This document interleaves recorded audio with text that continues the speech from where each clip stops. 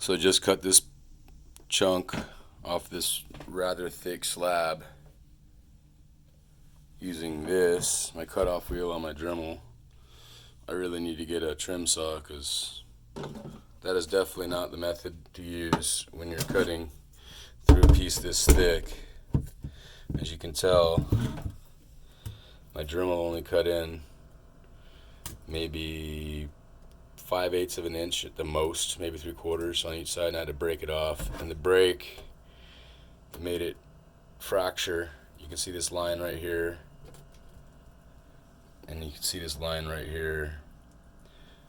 So yeah, you definitely don't want to be cutting pieces this big with a Dremel cutoff tool. But the interesting thing that I found was that there's a little piece of silver inside of this petrified wood. I've never heard of silver forming inside of petrified wood before. Maybe that's a common thing, I just don't know because I don't have a lot of petrified wood experience. But I picked up this chunk because it's got some really pretty grain in it, and as you see this line that I drew across here, I'm planning on cutting that and then making some cabochons, and I'm planning on rounding off one side and making it all smooth and shiny and leaving this bark on the other side and seeing what I can do with it.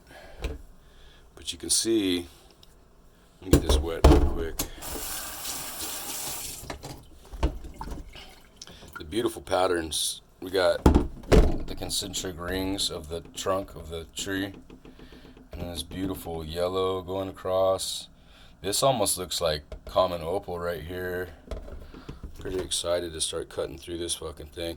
I mean, I kind of wanted to keep it as a specimen piece. It's got this nice bark on the outside, and of course the concentric rings, but I can always get another piece. So I just kind of have been experimenting.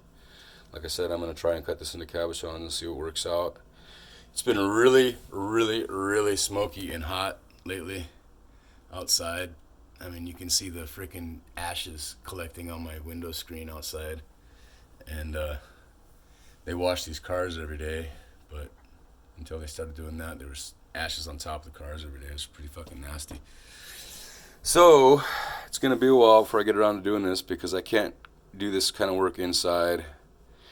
I mean, I cut it in the sink, but when it comes down to using the centered bits and all that, I don't want to be throwing this stuff all over inside the house. So I have to do it outside, and like I said, I can't do that because of the weather.